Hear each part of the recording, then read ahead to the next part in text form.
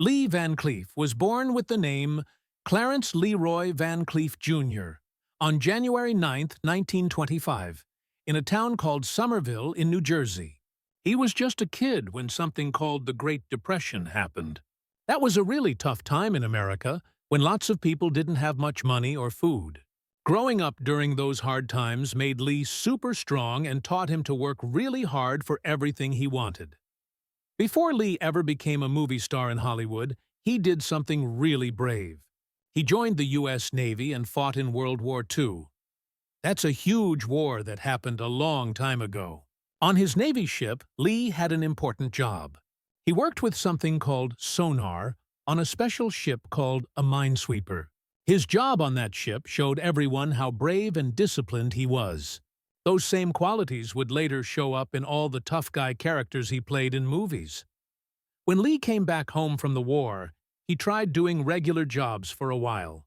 First, he worked as an accountant, which is someone who works with numbers and money all day. He even tried his hand at painting pictures. But you know what? Lee just couldn't stay away from acting. It was like the stage was calling his name, and he had to answer. Lee started his acting career by performing in theater plays on stage. People immediately noticed him because he had this super deep voice and this intense way of looking at people that made you pay attention.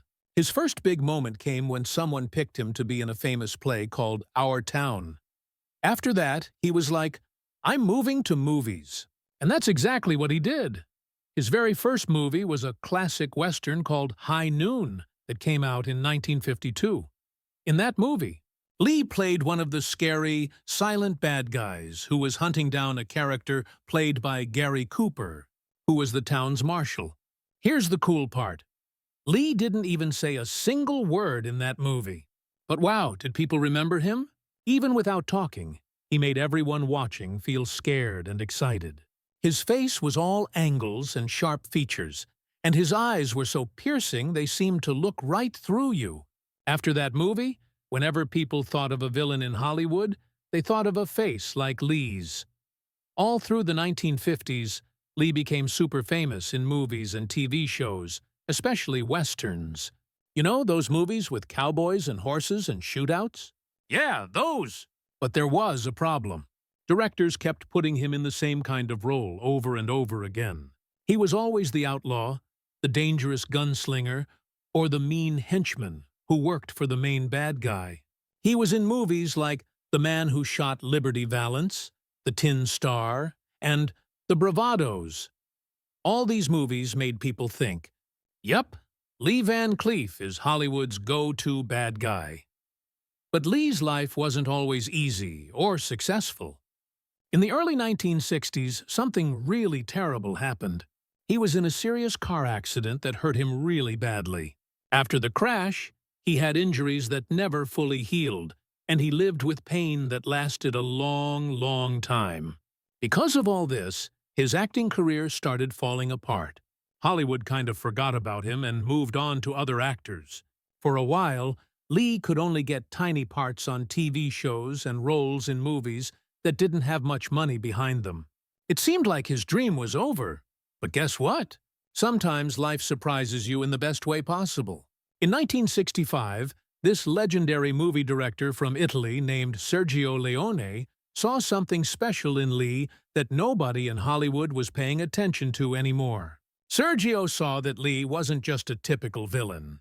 He had depth, which means there was more to him than just being the bad guy.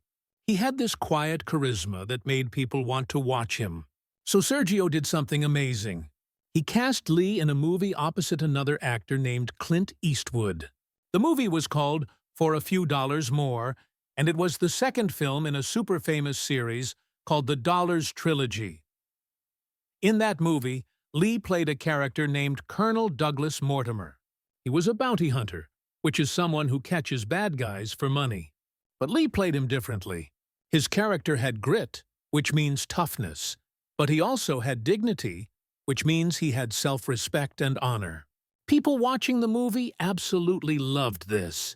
They were blown away by how Lee could be tough and complicated at the same time. The movie was such a huge hit that literally overnight, Lee became an international star. Can you imagine?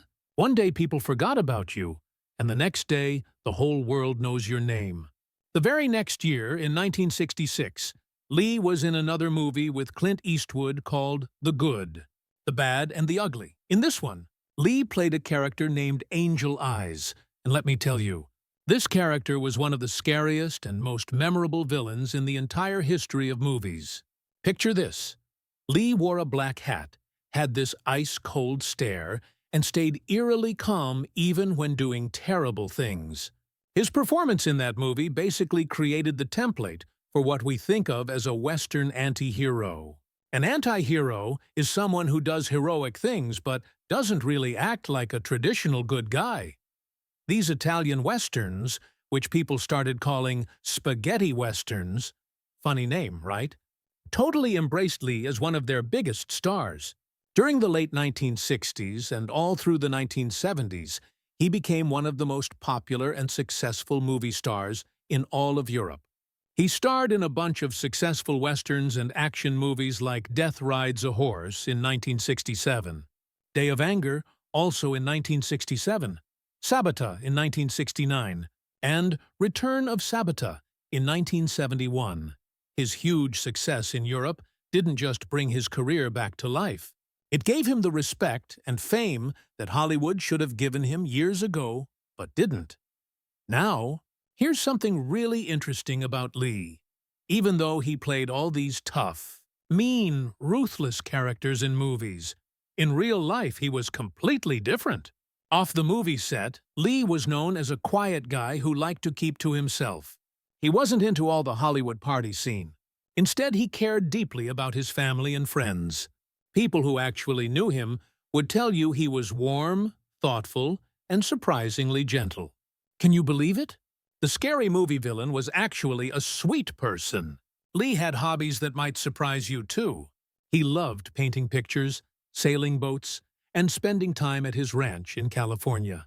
The ranch was his escape from all the pressure and craziness of being famous. He could just relax there and be himself. He was also a devoted husband and father who loved his family very much. Now, his personal life did have some tough times, including getting married multiple times and going through periods when things were really hard. But through everything, good and bad, Lee stayed humble.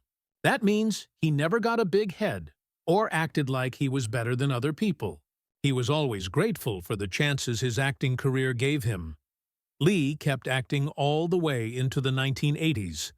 As time went on, he smoothly switched to doing television shows and more modern action movies. Some of his later work included a movie called Escape from New York in 1981 and a TV series called The Master in 1984. In The Master, Lee played a martial arts expert, which was surprising and really cool. It was so different from his usual roles, and it introduced him to a whole new generation of kids and young people who became his fans. Even when his health started getting worse, Lee never stopped loving acting or wanting to perform. He was dedicated to his craft until the very end. Lee Van Cleef's personal life, just like his career, was full of ups and downs. There was passion, which means strong feelings and love.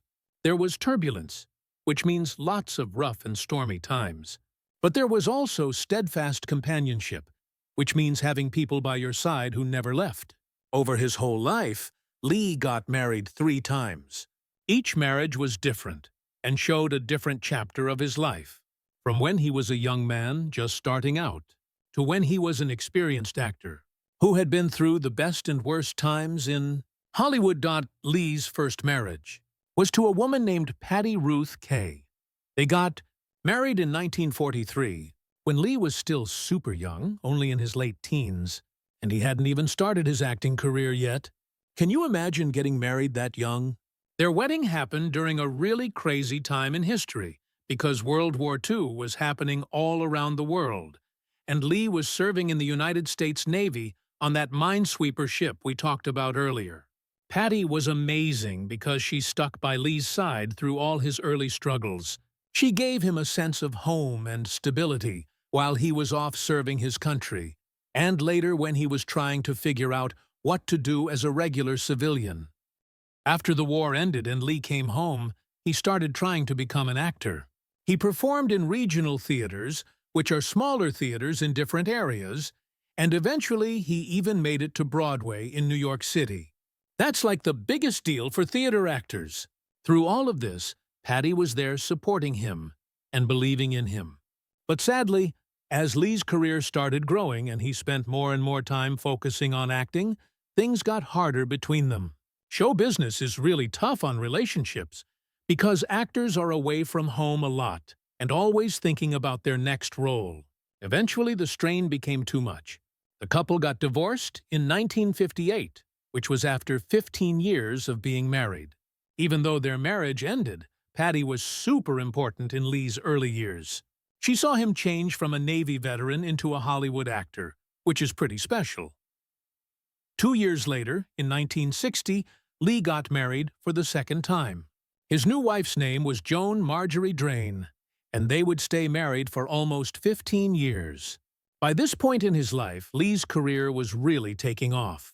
He had been in tons of westerns and crime drama shows, and he had become one of those actors that everyone in Hollywood recognized.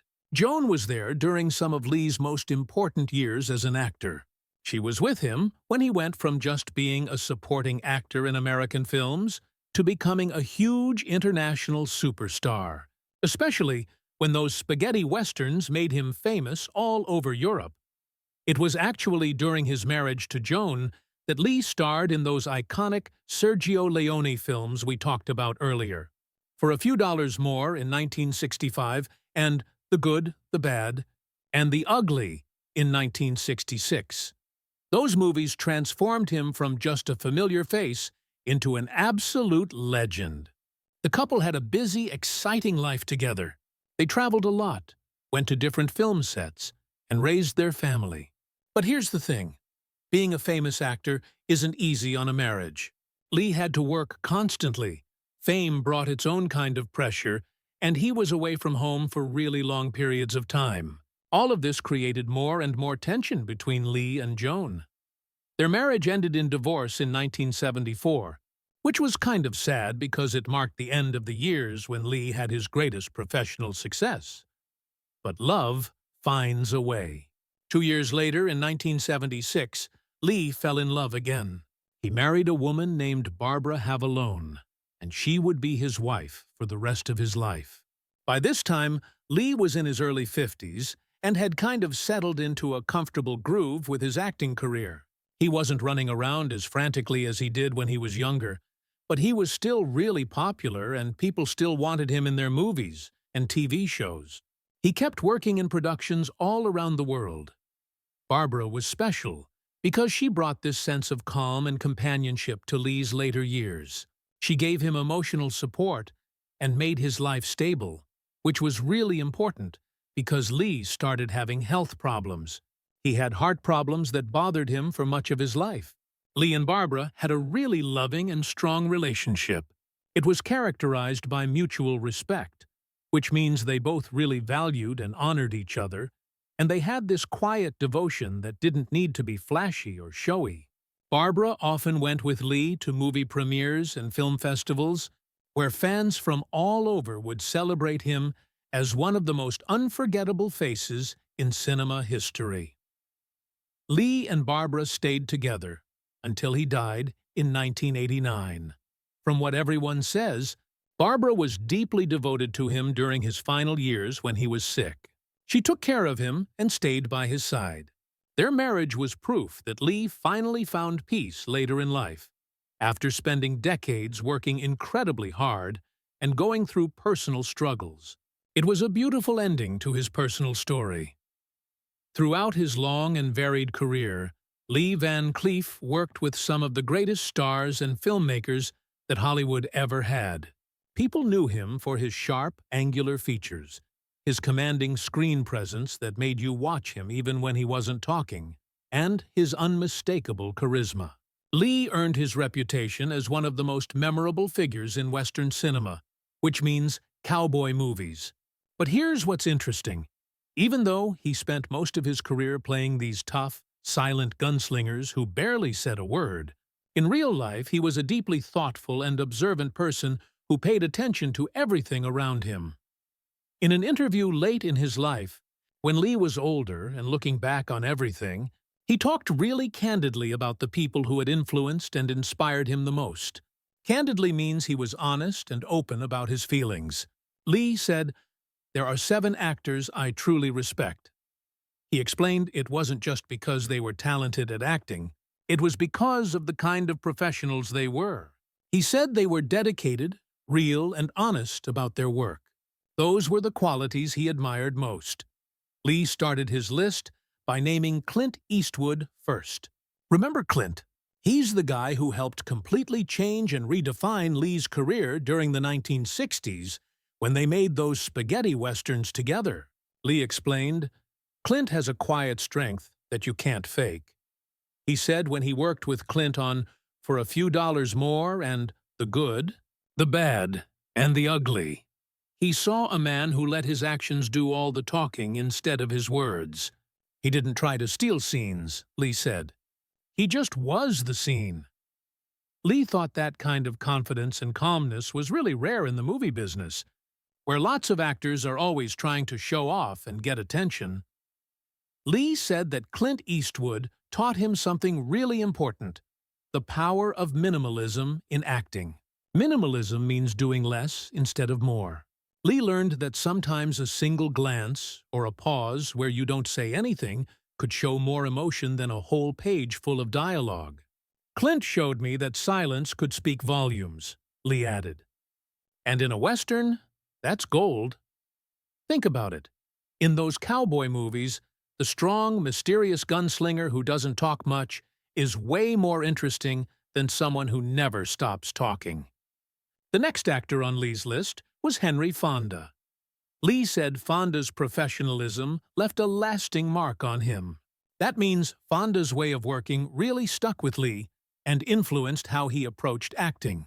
Fonda was the kind of actor who made everyone around him raise their game, Lee explained. When you're acting with someone really good, it makes you want to be better too. Lee said Fonda never overacted, never showed off.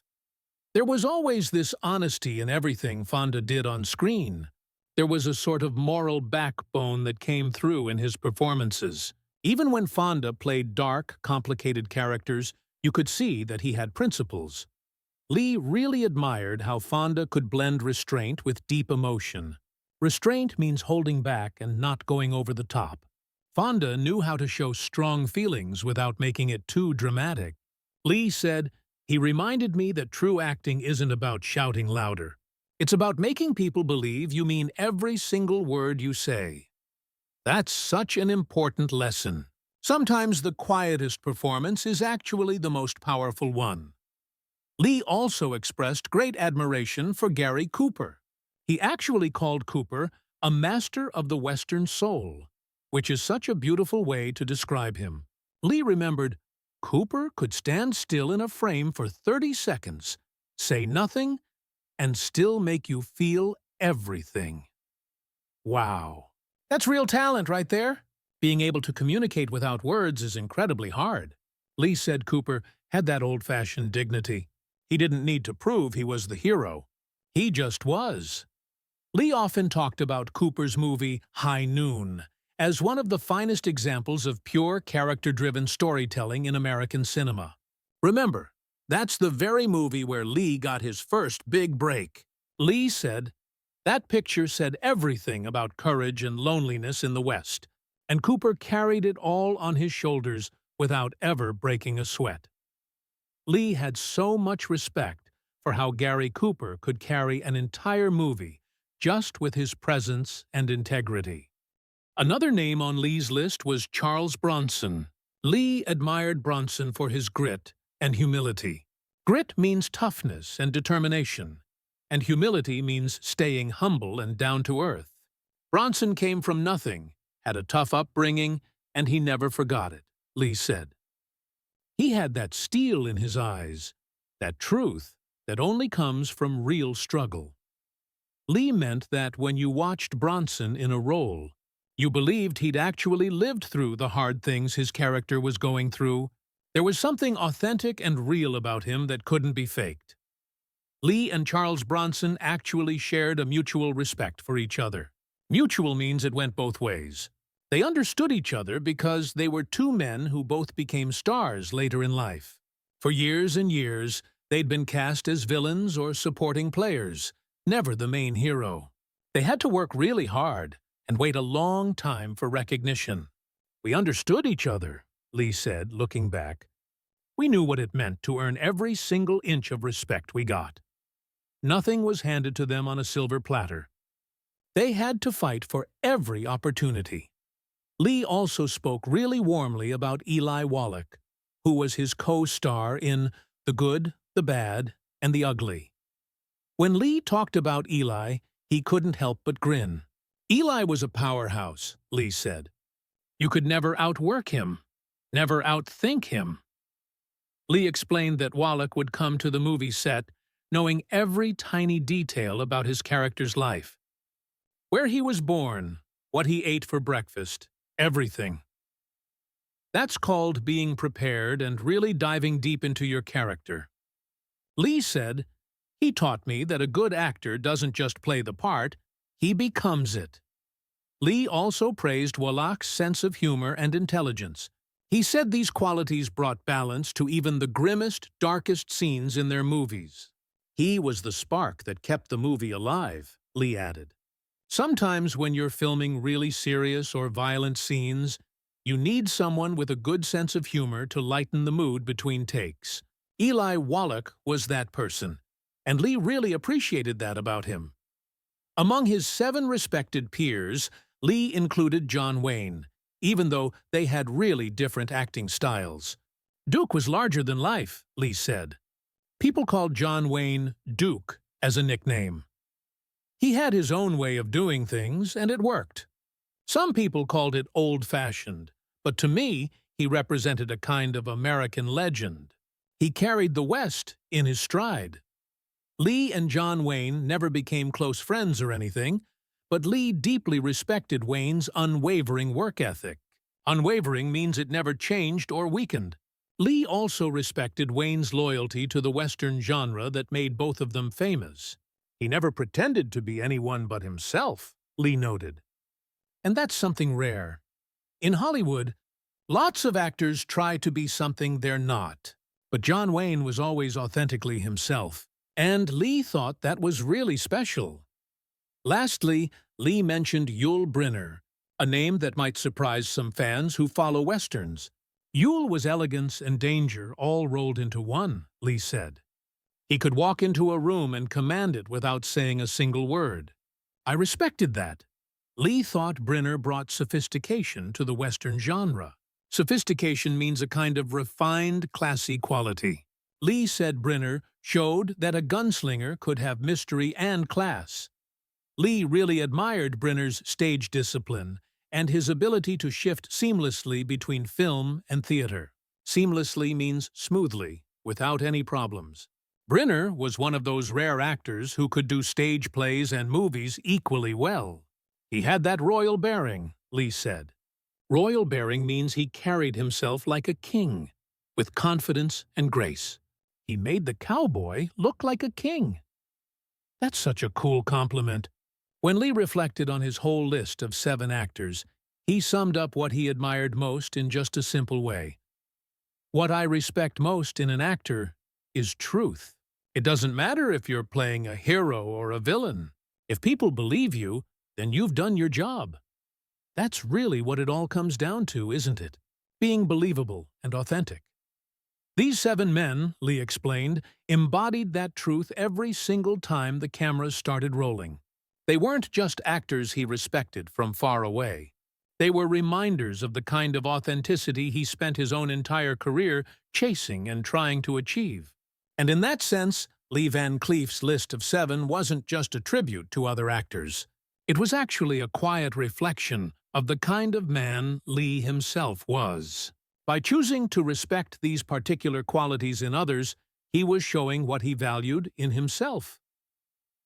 Lee Van Cleef passed away on December 16, 1989. He was 64 years old when he died. The cause of his death was a heart attack that was made worse by throat cancer he'd been fighting. His death marked the end of an era for classic Western cinema.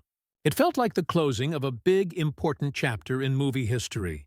Yet, even though Lee is gone, his legacy lives on. His legacy means the impact and influence he left behind. It lives on in the countless actors and filmmakers he inspired with his work. It lives on in the enduring power of his performances that people still watch and love today. Today, people celebrate Lee Van Cleef not only as one of the quintessential faces of the Western genre. Quintessential means the perfect example, but also as a man who rose from near obscurity to become a legend of international film. Obscurity means being unknown or forgotten. His journey is really incredible when you think about it. From being a small-town New Jersey boy to becoming a Hollywood icon who was revered across continents. Revered means deeply respected and admired. That journey remains one of the most remarkable stories in cinema history. Lee Van Cleef's memory endures, which means it continues and lasts. Every single time his steely gaze flashes across a movie screen. He was so much more than just the bad guy in Westerns. He was a master of nuance, which means showing subtle, delicate differences in emotion and character. He was capable of revealing vulnerability behind the gunfighter's mask. Even when playing tough guys, he could show you the human being underneath.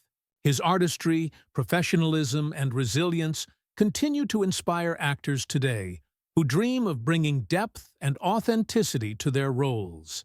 In every sense, Lee Van Cleef remains a symbol of cinematic strength. He was a man whose life and legacy still shine brightly in the annals of film history. Annals means the historical records, or the story of something. When people study the history of Western movies and great actors, Lee Van Cleef's name will always be there, shining like a star, reminding us what real dedication to craft looks like.